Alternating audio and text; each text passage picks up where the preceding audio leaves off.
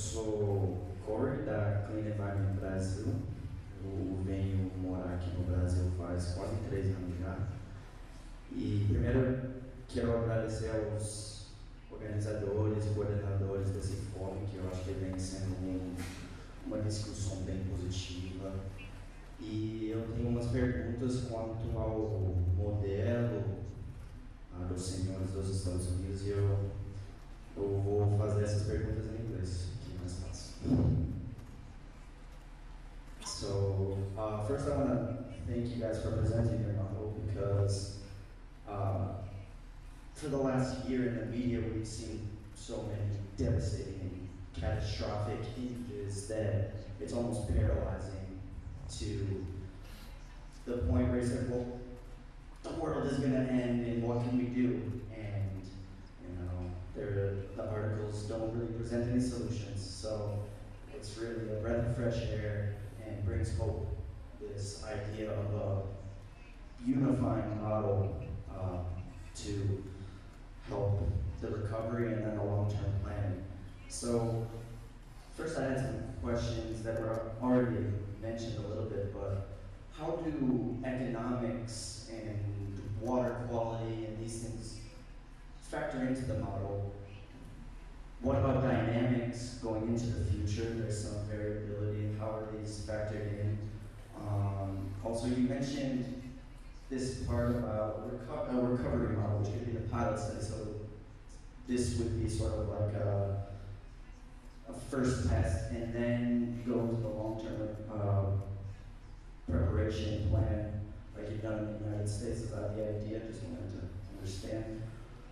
Also, what is the time frame for the recovery model now that we're kind of at a stage where, yes, it seems a little bit more calm, but I think it's still kind of on the brink. So that was pretty much it. Also, one other question. How has the response of the model been in California now that California has gone into a drought?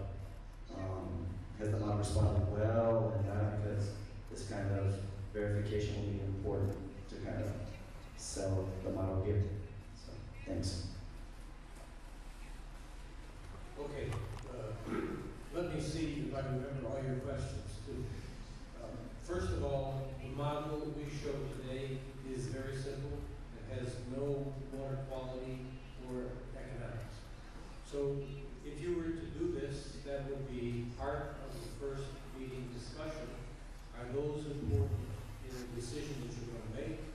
And if they were, then you have to find a way to answer the questions that decision makers had about water quality and economics.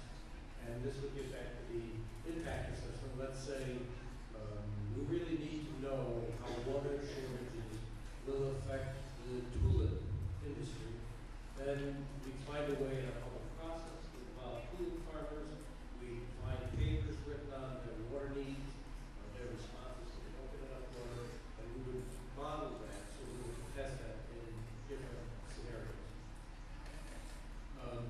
Where these kind of models have been used in the United States and other places, we have, I would say, 2 types of experience that I think would help address your answer.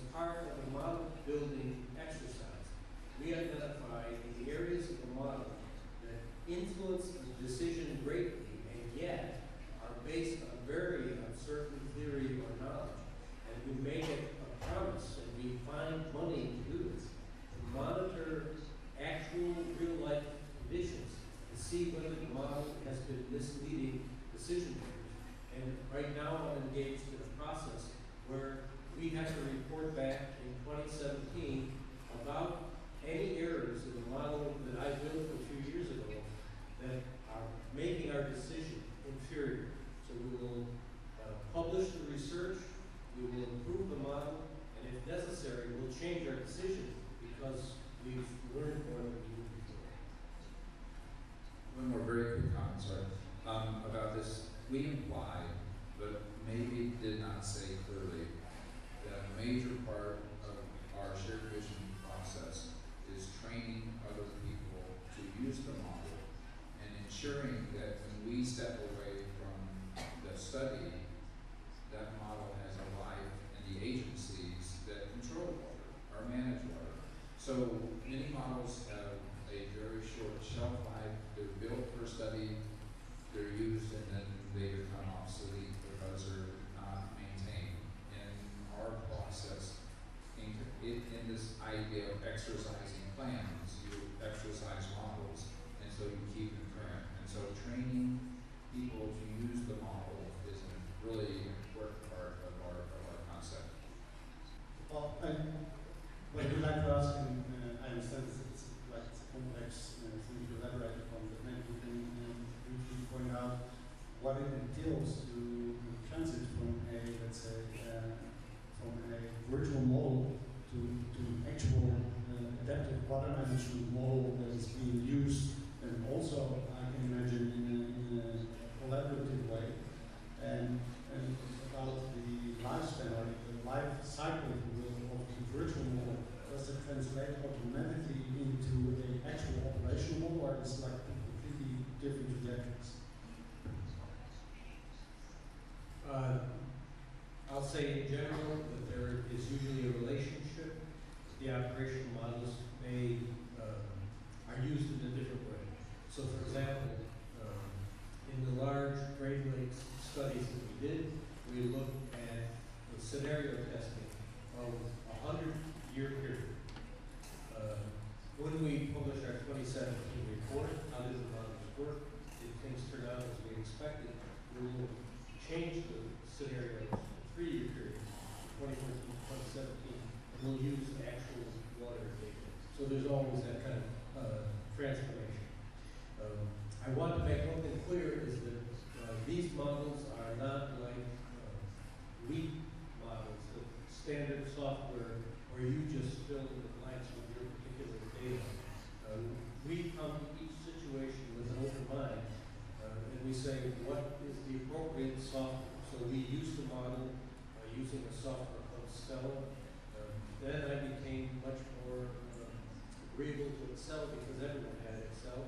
But Excel can't do everything, so typically now my Excel models have Visual Basic calls, and they'll go out and they'll call a C++ or Fortran tree and bring that information back to the model. We try to keep it as simple and as portable as possible so that literally dozens of people in many different agencies run our model all the time. And now, in the studies that I've been involved in, when people argue with one another, they argue with the model. And just to follow, that's an excellent question.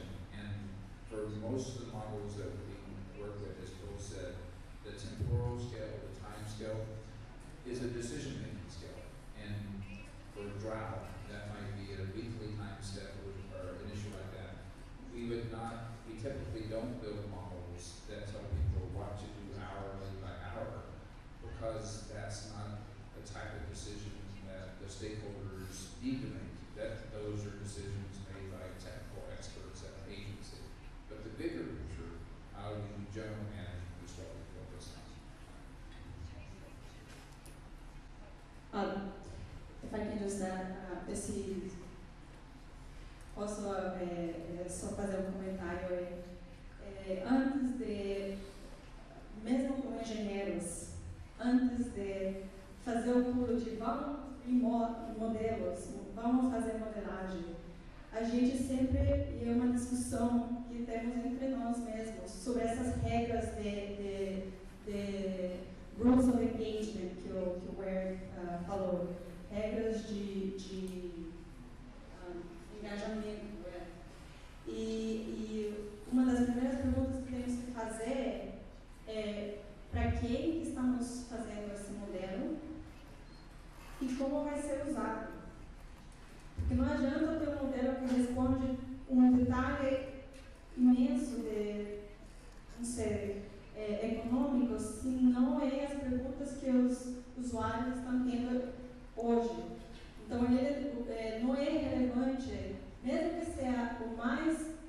preciso que ele consiga ser como modelo, ele não está respondendo às necessidades dos usuários.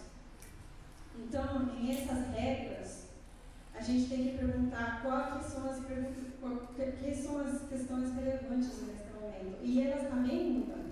Talvez agora são questões de vazões para cada região. E no futuro, talvez elas precisem ser custos dessas vazões.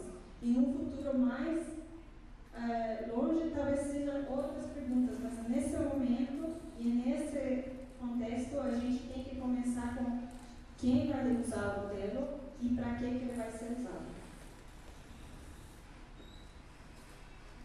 Eu creio que existem modelos diferentes, né, que não é utilizado para uma situação. Nós temos essas de planejamento, depois outras de gestão, de qualidade de água, de vazões. Então existem diferentes modelos mais sofisticados que podem ser usados para um período e